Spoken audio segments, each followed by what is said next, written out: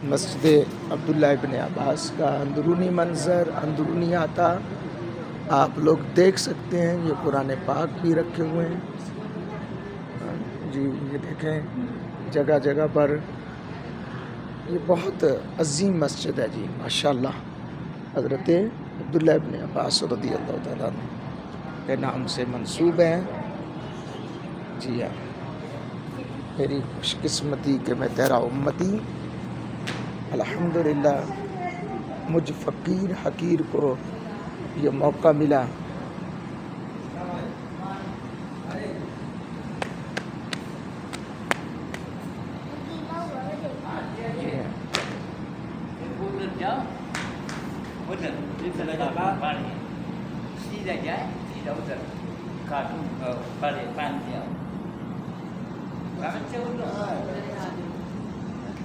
जी माशाल्लाह, ये मस्जिद अब्बास का बैरूनी हिस्सा।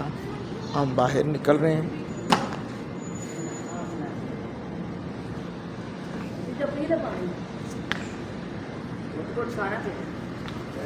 पियो पियो, पी लो पी लो।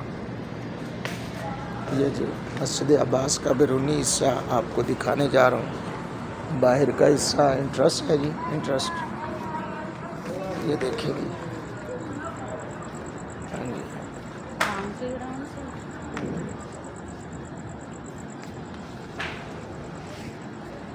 ये जी मस्जिद अब्बास का बैरूनी हिस्सा आप देख सकते हैं।